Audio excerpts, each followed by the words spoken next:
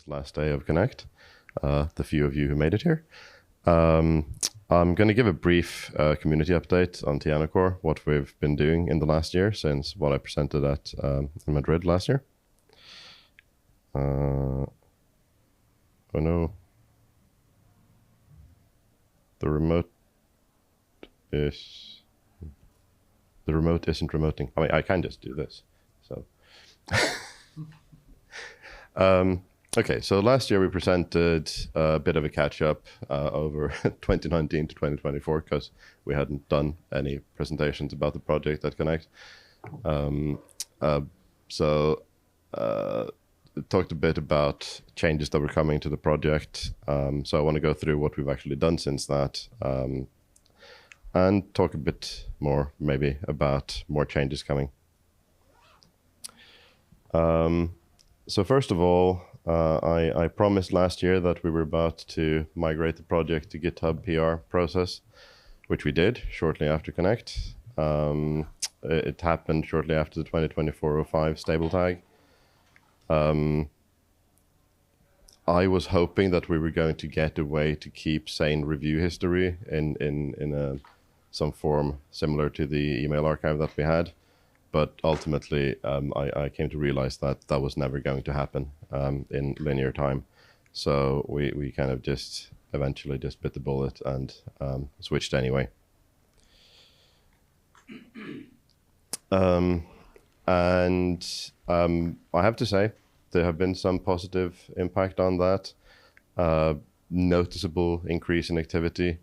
Including by Microsoft, who had promised that they were going to get more engaged if you switch to GitHub PRs, and they did. They kept their promise. And the obvious main positive impact is that it's a lot easier to keep track of contributions in flight than with the email-based review. But in a way, this has also highlighted the fact that we have a shortage of reviewers. So it's not like people weren't reviewing code because it was on a mailing list and that was difficult. It's that they weren't reviewing code because they don't have time to review code. So basically, we need more reviewers in the project. Less great things is that the CI took a very heavy hit by suddenly being invoked for every submitted PR instead of just when we were going through and merging code. It kind of went insanely busy for a while shortly after the switch, but it's better now, but it's still not good enough. So we're still kind of trying to refine how we're doing the CI setup in total. And the thing that kind of annoys me more than anything is that because of the way GitHub is set up, people can't randomly come in and comment on a code review. We have to add them to a group to permit them to do that.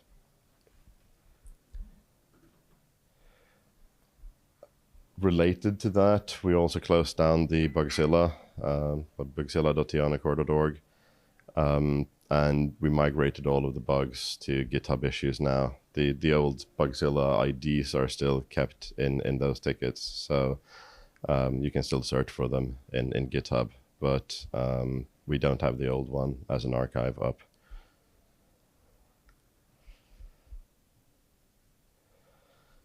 And we also did the move to GitHub for security issues. That happened a little bit after the main project migrated. And basically, you can read our full GitHub security advisory process on there.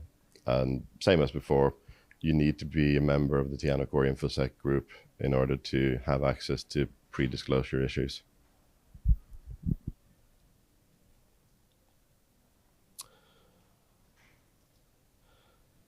A few months ago, we added 2 more stewards to the project, so Art Bishaville and Michael Kubacki. And basically, as our process says, in recognition for work they were already doing. So I'm hoping that will help also revitalize a bit. No, I don't know. But it's good having a bit more people in the discussions about where to take the project in the future.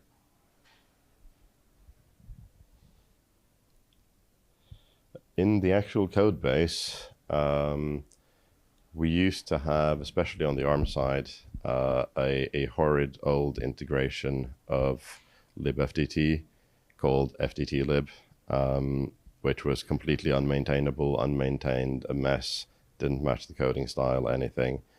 So a few years ago, actually, like 22, 23, we had a contribution of a better new integration based on submodules, so it's easy to keep track of and get updates from the main project.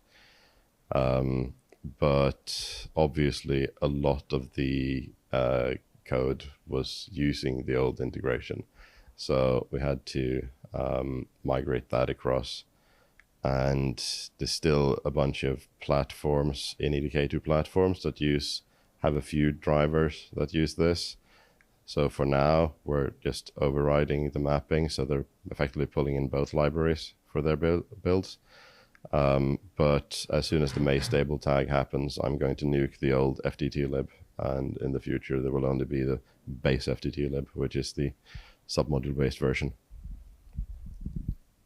And yeah, for some reason we're now a serious professional conference, and we need to submit slides weeks in advance. So when I wrote this, I hadn't actually pushed the thing to the main repo, but I did that a few days later.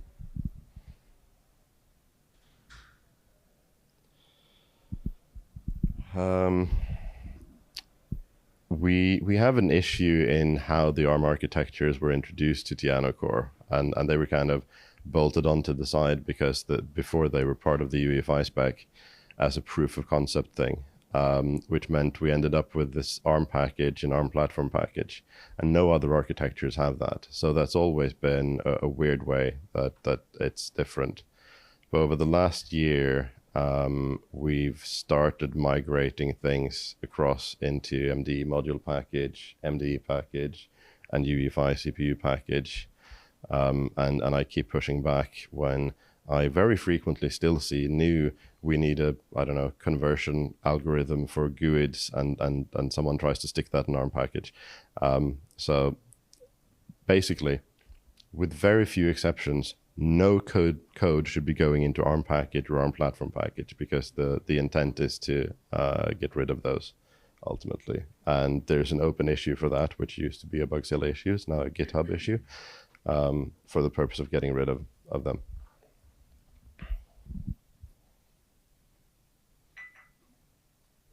And as is traditional, we could use more help. So if anyone feels like helping out with code review or anything, that would be very much appreciated. Or help with ticking off the open issues in the backlog, because I think we imported 1,000 issues from Bugzilla. So that's not looking great today in GitHub. And we still have the mailing list. It's not used for code review anymore, but it's still there. And we have an IRC channel on OFTC, which can be a useful place to go ask for questions. The Microsoft guys also have a Project Move thing on Discord, which occasionally has some conversation in it.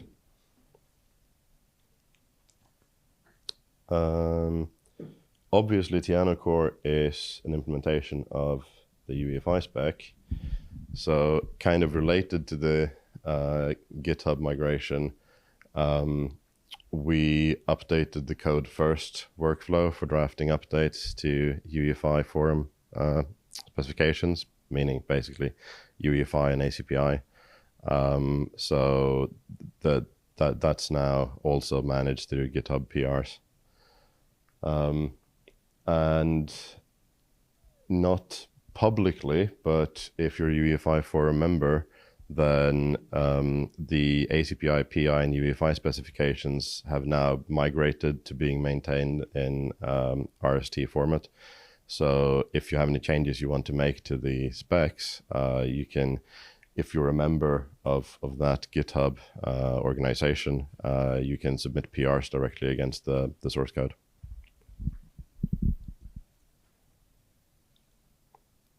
And that's pretty much all I had. Do you want to add anything? Yes.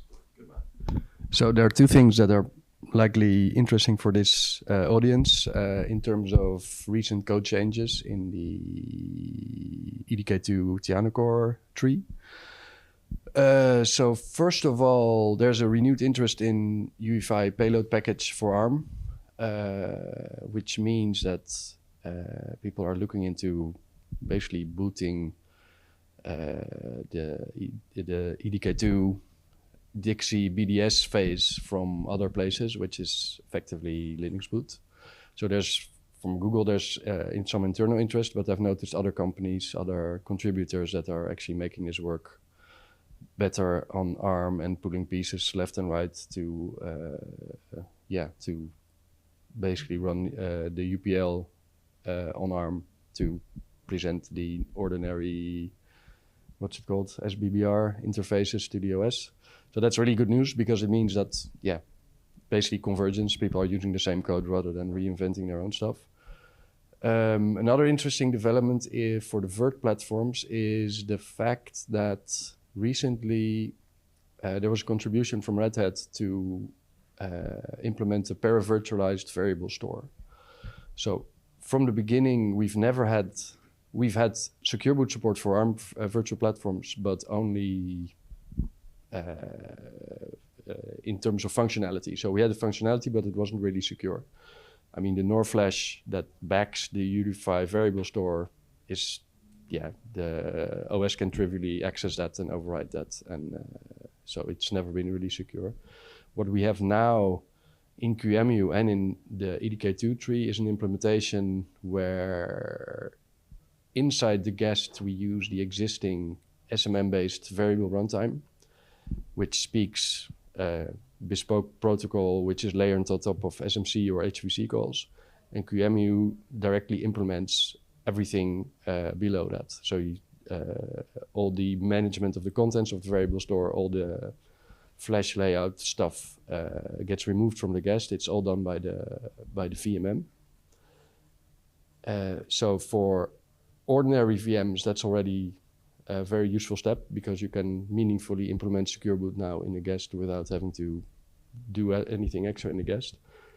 For confidential VMs, it's kind of debatable whether para-virtualization is something you want to consider because typically the VMM is outside of the trust boundary.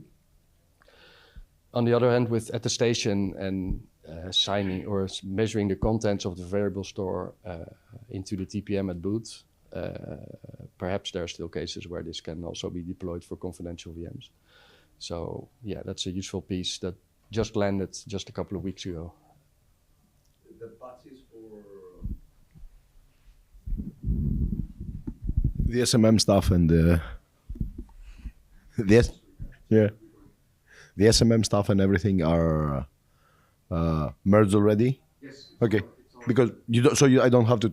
You don't want to take a look or.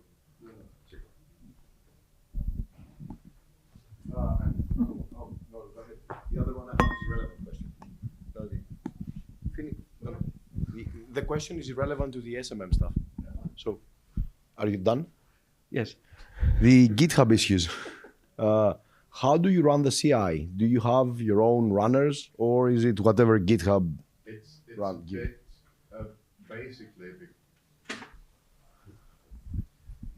Basically, because Microsoft are involved, they've given us a few Azure runners to use. That's not necessarily working out great. So we're looking at getting rid of those and using just the GitHub runners, or maybe using the Azure for like nightly stuff or things like that. All right.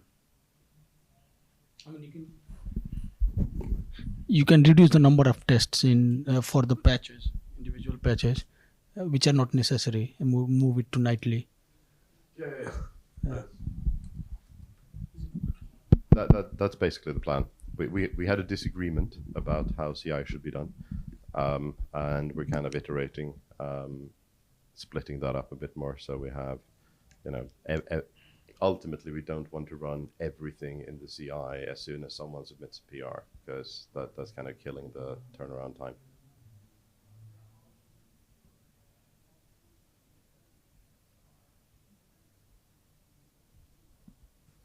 Okay.